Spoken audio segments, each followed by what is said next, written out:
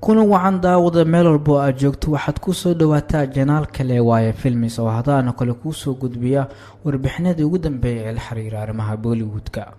muuqaalkana maanta waxaan ku soo qaadanaynaa abaalmarinta caalamiga ah ee xidig walba uu ku riyoodo inuu qaato ama la guddoonsiiyo hadduu film jilayo ama siyaasadda hadduu uu ku jiro ama arrimaha bulshada oo u dhaqaaqo.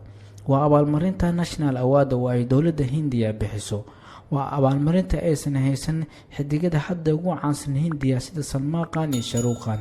xitaa Shah Rukh Khan waxaa laga hayaa hadal ah in filmada uu ka fariisanayo hadduu uu ku guuleysto National Award.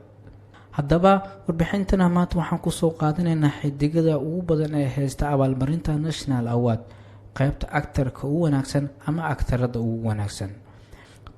Shabana Azmi waxay ka soo jeedaa qoys xirfadlayaal film ah, waxayna xirfadeeda ka soo bilowday Baral Cinema. sanadaha 70-meeyadii iyo 80-meeyadii waxay 5 jeer ku guuleystay abaalmarinta National Award oo ay siyaabo kala duwan ay u heshay. qofka labaadna waa Mohanlal, waa xidig dhameystiran caan ka ah koonfurta Hindiya. wuxuu sameeyay 340 film wuxuuna haystaa 5 jeer abaalmarinta National Award. qofka saddexaad waa Amitabh Bachchan, waa xidig ugu weyn ee Hindiya oo aan u baahnayn wax ka sheegid maqaamkiisa ah. wuxuu ka soo shaqeeyay 200 oo film wuxuu haystaa 4 jeer abaalmarinta National Award. qofka afraad waa Kamal Hassan, waa xidig ugu wanaagsanaa ee noqda jilaa, heesaa iyo director. wuxuu 60 sano ka soo shaqeynayay film jilista wuxuuna abaalmarintan helay 3 jeer. Kangana Ranaut waa atirishada ugu waqtiga gaaban ee xidig sarana ku noqotay, waxayna nala wadaagtay halgankeedii adkaa laakiin waxay ku ilowday xidignimadeeda National Award oo ay ku guuleysatay 3 jeer. Mithun Chakraborty, qofka lixaad, waa mid ka mid ah xidigada ugu caansan Bollywoodka. wuxuu haystaa National Award 2 jeer, wuxuuna haystaa rikoor ah in hal sano uu soo saaray 19 film.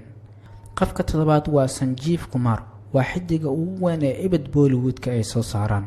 wuxuu si isku mid ah loogu wada amaanay filmada jaceylka iyo kuwa khiyaanada ahba.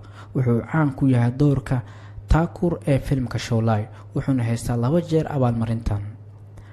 actor-ka sideedaad ee ugu dambeeya waa Ajay Devgan, wuxuu ku soo caan baxay filmada akshimada laakiin markii dambe uu isku bedelay atoore shactire. 2 jeer ayuu haystaa actor-kan abaalmarinta National Award. inta ayaan ku soo xiraya warbixintii aan kaga hadlaynay aktarada caanka Hindi ka ah ee in ka badan 2 jeer haysta National Award ee dowladda Hindiya bixiso. waad ku maasantahay daawashada warbixinta. haddii aad ka hesho warbixintan la wadaag asxaabtaada.